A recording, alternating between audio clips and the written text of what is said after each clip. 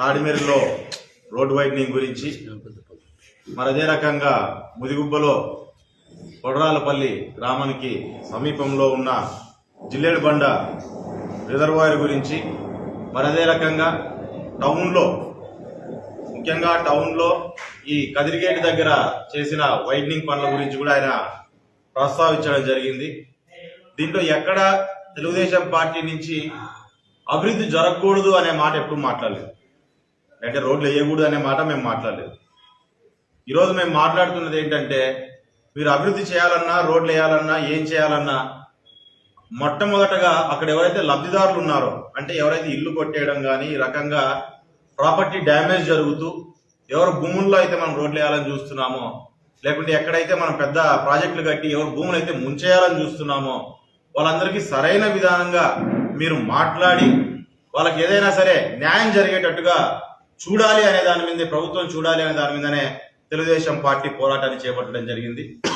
దాంట్లో భాగంగా ఈయన ఏముందిలే ఎంత ఈజీగా అంటే ఈయన ఇల్లు పోవట్లే కదా, ఈయన ఇల్లు పోవట్లే, ఈయన ఇంటి మధ్యలోంచి రోడ్డు పోవట్ల, లేకుంటే కాలువ కోసం అని చెప్పి ఈయన ఇల్లు కొట్టేయట్లే. కాబట్టి నొప్పి నాకు తెలియదు అనమాట. ఈయన ఎంతసేపు ఉన్నా ప్రజల్ని అదేదో వీళ్ళు ఇక్కడ ఉన్నారంటేనే వాళ్ళేదే తప్పంతా ఉంది, నేను చాలా కరెక్ట్గా ఆలోచన చేస్తాను, నేనే బాగా ఆలోచన చేయగలిగినన్ని ఏదో అంటారు కదా, ధర్మవరం వివేకానంద అంటే మనం చెప్పడానికి కూడా చాలా ఇదిగా ఉంది. అమ్మా ఆయన పెద్ద ఆయనతో పోల్చకూడదు, కానీ ఆ లెవెల్లో ఫీల్ అవుతా అంటాడు, నా అంత అభ్యుదయవాదే లేడు, నేను అసలు నా అంత అభివృద్ధి గురించి ఆలోచన చేసేవాడు లేదని. ఇంతవరకు వాళ్ళు ఇబ్బంది పడే వాళ్ళకి ఎవరికైనా సరే సరైన పద్ధతుల్లో నువ్వు వెళ్ళి కూర్చొని వాళ్ళందరితో మాట్లాడి ఈ రకంగా మేము అభివృద్ధి చేయాలనున్నాము, ఈ రకంగా ఈ ప్రాంతాన్ని అభివృద్ధి చేస్తాము, దయచేసి సహకరించాలని వాళ్ళు అడిగిన పాపన పోలేదు. లేకపోతే వాళ్ళు ఏదన్నా సరే వాళ్ళకి అందాల్సిన పరిహారాలు ఏవైతే ఉన్నాయో అవన్నీ అందించని పరిస్థితి కూడా అక్కడ కనపడట్లేదు. దాంట్లో ముఖ్యంగా ఈ నియోజకవర్గంలో మొదలైనప్పటి నుంచి, ఈ సమస్య మొదలైనప్పటి నుంచి మొట్టమొదటిగా మనం జిల్లేడుబండ రిజర్వాయర్ చూసుకున్నాం. 1700 ఎకరాలు, దగ్గర 4 గ్రామాలు, ఇంత అన్ని గ్రామాల భూములు ఒక ఎకరా కూడా భూమి నిలబడకోకుండా మొత్తం మునకడికి గురైతా అంటే ఇంతవరకు కట్ట మీద కట్ట లేయర్ల మీద లేయర్లు వేసుకుంటే కట్టనే కట్టేస్తున్నాం, కానీ ఇంతవరకు రైతులకు ఏ పరిహారం ఇస్తాము, ఏ రకంగా మీకు అనుకూలంగా ఉంది అని చెప్పని ఆఖరికి అధికారులు కూడా ఆ గ్రామాలు లేకపోయి మాట్లాడలేని పరిస్థితి. మేమంతా మీటింగ్లు పెట్టుకుంటే అక్కడికి పోయి గ్రామస్తులతో చర్చిస్తే వాళ్ళు చెప్పడం ఏంటంటే, అన్నా మా భూములు లాక్కునే బదులు మా వాటర్ ట్యాంకులో ఇంత విషం కలిపి మనం చెప్పండి, మొత్తం అందరు తాగి చచ్చిపోతాం, కానీ ఇదేం పద్ధతి అన్నా మాకు చెప్పుకోకుండా ఈ భూముల్లో ఈ రకంగా చేశారని. ఆఖరికి ఎక్కడైతే కట్టగడుతున్నారో అక్కడున్న రైతులకు కూడా కనీసం ఏదో చిన్న అగ్రిమెంట్ అని చెప్పి రాసి 50,000 20,000 డబ్బులు ఇచ్చి అది మొత్తాన్ని ఈరోజు పూర్తి చేసిన పరిస్థితి. ఈ రకంగా అనేకమైన సంఘటనలు రైతులు కానీ పక్కన లబ్ధాలు ఎవరైతే భూములు మునిగిపోతున్నాయి వాళ్ళందరూ ఇబ్బందులు పడుతున్నారో అవన్నీ చూసిన తర్వాత ఈవెన్ టౌన్లో కూడా ఈ ఇళ్ళని నమ్ముకున్నామంటే మనకి ఏది మంచి జరిగేది ఏం లేదు, మనం పూర్తి స్థాయిలో నష్టపోతామని చెప్పని ప్రతి ఒక్కరు ప్రతిఘటిస్తున్నారు వాళ్ళు చేపట్టిన కార్యక్రమం. ఈరోజు తాడిమేరు చూసినట్లయితే తాడిమేరులో ఈయన ఏదో గొప్పగా నేను ఏదో వైండింగ్ చేసినా 2 బస్సులు పోతాయి 4 బస్సులు పోతాయని చెప్తున్నాడు. ఈరోజు అదానీ కంపెనీ వాళ్ళు ఏదో పవర్ ప్లాంట్ పెడతా అంటే వాళ్ళ అవసరాల కోసం వాళ్ళు రోడ్డు కావాలన్నప్పుడు నువ్వు నిర్మోహమాటంగా ప్రజల్ని ఏ రకంగా లెక్క పెట్టకపోకుండా ఈరోజు ఇళ్ళన్నీ పడదొక్కిన పరిస్థితి ఈరోజు వస్తున్నారు. అక్కడ చాలా రోజుల నుంచి వాళ్ళు మాకు పరిహారం ఏం చేస్తారు ఏం అడుగుతా అంటే వాళ్ళకి మాటలు చెప్పుకుంటా ఆఖరికి వాళ్ళకి టైం కూడా ఇవ్వకోకుండా ఎప్పుడైతే ఇల్లు దొబ్బేసినారో ఆడ మొత్తం అందరూ కూడా రోడ్లు ఎక్కిన పరిస్థితి. ఈరోజు దగ్గర 6 నెలలు అవుతుంది ఆ ఇల్లు దొబ్బేసి, 6 నెలలు అవుతుంది. 6 నెలలు అయినప్పటికీ ఈ రోజు కన్నా కనీసం ఎవరితోనన్నా మీరు మాట్లాడుతున్నారా?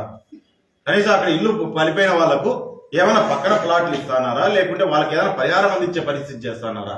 ఏమన్నా అంటే టెక్నికల్ గా వాళ్ళు ఏదో గ్రామకంఠం అంటారు, మన గ్రామకంఠం భూముల్లో ఇల్లు కట్టుకున్నప్పుడు లేదంటే ముందు నుంచి వాళ్ళు ఏదైనా ఒక ప్రాపర్టీ ఉన్నప్పుడు దాన్ని ఏదైనా సరే వాళ్ళకి పరిహారం అందించడమో లేకుంటే వాళ్ళకి ఏదైనా ఆల్టర్నేటివ్ చూపించడం అనేది ఒక్కసారి లా తీసి చూడాలి. ఎమ్మెల్యే గారు ఇష్టానుసారం మాట్లాడడం కాదు, ఆయన కూడా లా చదివి ఆఫీసర్లు కూడా ఉంటారు నీతో పాటు, నీ తొత్తులు చాలా మంది, వాళ్ళని కూడా అడిగి ఏ రకంగా చేస్తే బాగుంటుంది అనేది కూడా నువ్వు కూడా చూడాల్సిన అవసరం ఉంది. కాబట్టి వీళ్ళు చెప్పిన మాటలు మీరు దయచేసి దాన్ని వదిలేసి ఖచ్చితంగా ప్రజలకు మేలు జరగాలి. ఈరోజు ప్రజలకు మేలు జరగాలని నీకు ఏదైనా సరే అవకాశం ఇచ్చారు. ఈరోజు ఏమైనా ఎక్కువ మాట్లాడితే సామాజిక వర్గాల గురించి నువ్వు మాట్లాడుతావు. మరి ఒక ఎమ్మెల్యే స్థానంలో ఉండి ప్రజలచే ఎన్నుకోబడిన వ్యక్తిగా సామాజిక వర్గాలు కులాల గురించి మనం మాట్లాడవచ్చు. ఒకసారి ఆలోచించు. ఈరోజు మరిమేకలపల్లి గ్రామం గురించి ఆయన మాట్లాడుతున్నాడు. మరిమేకలపల్లి ఎంతమందికి ఇచ్చినావా నువ్వు? ఎంతమందికి ఇచ్చినావు? ఈరోజు ఎస్సీలో ఎంతమందికి వచ్చినాయి? బిజిలీలు ఎంతమందికి వచ్చినాయి, కమలీలు ఎంతమందికి వచ్చినాయి, ఎన్నిసార్లు కలెక్టర్ దగ్గరికి వెళ్ళారు, ఎన్నిసార్లు అదే విషయం పేపర్లో వచ్చింది. ఆఖరికి ఎమ్మెల్యే కనీసం పేపర్లు చూస్తున్నారో లేదో, కనీసం మీ అధికారులు గవర్నమెంట్ లో ఉన్నాం, వెళ్ళి కలెక్టర్ గారిని అడగండి.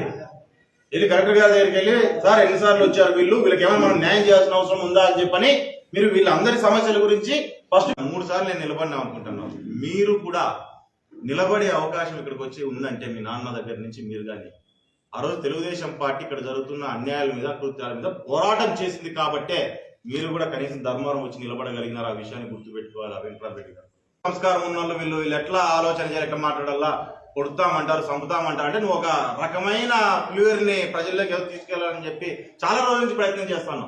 ప్రజలు నమ్మలేకపోతాను. నీ ప్రయత్నంలో చాలా రోజుల నుంచి ఉంది. ఏముందిలే గుడ్ మార్నింగ్ చెప్పినట్లుగా యూట్యూబ్ లో ఎవరో పక్క రాష్ట్రాల పక్క జిల్లాలో చూసినట్టు అంత ఈజీగా అనుకుంటాను. జనాల్ని ఏదో తప్పుడు మాటలు మాట్లాడి నమ్మించడం, నరకుతారా, పొడుస్తామంటే ఎవడింటాడు అని. సరే మాకు చదువు సంస్కారాలు లేవు, మేము మాట్లాడలేము. మరి మీకు చాలా ఉంది కదా చదువు సంస్కారం. మళ్ళీ ఒక విలేకరిని కావచ్చు, ఒక ప్రెస్ వ్యక్తిని, లేకుంటే ఒక గవర్నమెంట్ ఎంప్లాయర్ని పేర్లు తీసి చెప్పులతో కొడతా, పండబెట్టి నార తీస్తా, తాట తీస్తా అని చెప్పి మాట్లాడుతున్నావే. మరి ఒక్కసారి నీ సభ్యత సంస్కారం గురించి నువ్వు ఒకసారి కూడా ఆలోచన చేసుకోవచ్చు. మీరు మాట్లాడే మాట మారకనే నీ నోట్లో నుంచి ఇటువంటి పదాలు వస్తున్నాయంటే నువ్వు ఎక్కడికి దిగజారుతున్నావు, నీ ఆలోచన పరిధులు ఏ రకంగా ఉన్నాయి, నీ సంస్కారం ఎక్కడికి పోయింది అనే విషయాన్ని కూడా ఒక్కసారి మీరు ఎమ్మెల్యే గారు మీరు కూడా వెనకలకు తిరిగి ఒకసారి చూసుకోవాల్సిన అవసరం. ఎందుకంటే ముఖ్యంగా సామాజిక వర్గాల గురించి, కులాల గురించి నువ్వు స్టేజ్లెక్కి మాట్లాడుతున్నావు అంటే ఒక్కసారి నువ్వు కూడా చూసుకోవాలా. నువ్వు ఎక్కడికి దిగజారుతున్నావు, ఏ స్థాయికి నువ్వు దిగజారిపోతున్నావు, నీ ఉనికిని కాపాడుకోవడానికి అనే విషయాన్ని కూడా ఎమ్మెల్యే గారు ఒకసారి ఆలోచన చేసుకోవాల్సిన అవసరం ఉంది. మరి దాంతోపాటు చంద్రబాబు నాయుడు గురించి మాట్లాడతారు, ఈయన పెద్ద ఆయన గురించి మాట్లాడతారు. ఈయన చంద్రబాబు నాయుడు గారు లాగా రాజకీయాలు చేసేటట్లుంటే దాని బదులు చచ్చిపోయేది మేలంట. కరెక్టే. మీ ఆయన చనిపోయినప్పుడు చంద్రబాబు నాయుడు గారు ఇక్కడ దాకా వచ్చి కూర్చొని 2 రోజులు మీకు నేను అండగా ఉంటాను, మీరు భయపడొద్దండి, మీతో పాటు మేము ఉంటామనేది కూడా వెరీ అనెథికల్ పాలిటిక్స్. ఏం చేస్తాం మరి? అనెథికల్ పాలిటిక్సా? అంత నీకు సపోర్ట్ ఇచ్చిన తెలుగుదేశం పార్టీ అంత సపోర్ట్ ఇస్తే గవర్నమెంట్ వస్తుందని నువ్వు కాంగ్రెస్కి వెళ్ళిపోవడం ఎథికల్ పాలిటిక్స్? ఒకసారి మీరు కూడా ఆలోచన. ఆ రోజు మీ నాన్న తెలుగుదేశం పార్టీలో చనిపోయినప్పుడు తెలుగుదేశం పార్టీ యావత్తు మీ కుటుంబానికి అండగా నిలబడతానని చెప్పి ముందుకు వచ్చింది, అండగా నిలబడింది. కానీ మనమే పక్కన పార్టీలో గవర్నమెంట్ వస్తాయని చెప్పి పక్కన పార్టీలకు వెళ్ళిపోయింది. మళ్ళీ మన పరిస్థితి ఏంది? మనం ఎతికలా, వాళ్ళ ఎతికలా, మళ్ళీ ఎవరు చచ్చిపోవాలి? అట్లా వచ్చి పాపము అంతో ఇంత మీకు పరామర్శించినటువంటి వ్యక్తినే చచ్చిపోవాలి అనే మాట అంతవరకు వచ్చిందంటే మన లాయల్టీస్ ఎక్కడ ఉన్నాయని ఇప్పుడు మనకు చాలా క్లియర్గా అర్థమవుతుంది. అంటేనే దాన్ని చూసి నువ్వెందుకు పులిగిపాడు, ఏం నా పేరు ఉందో లేదో అని డౌట్ ఏమన్నా ఉందా? ఉంది, ఖచ్చితంగా నీ పేరు ఖచ్చితంగా ఉంది. ఏం టెన్షన్ పడే పని ఏమి లేదు. ఖచ్చితంగా నీ పేరు ఉంది. అందులో నీ శంషాగారి పేర్లు ఉంది, నీకు ఎవరైతే సహకరించినా వాళ్ళందరి పేర్లు ఉన్నాయి. ఈరోజు ఆఫీసర్లు ఎవరైతే ప్రజల్ని ఇబ్బంది పెడుతున్నారో, ఈ ప్లాట్లు లేకుంటే ఈ భూపంపనీల పేర్ల మీద ఉన్న భూములన్నీ పీకేసి ఎవరైతే ఎంఆర్ఓలు కానీ ఇంకోరు కానీ ఇది చేస్తున్నారో వాళ్ళందరి పేర్లు ఉన్నాయి. వాళ్ళందరి మీద తగిన చర్యలు ఖచ్చితంగా రేపు పొద్దున తీసుకోవాలి. దాని గురించి ఇంకా ఎందుకు? ఇంకా 3 నెలలే కదా.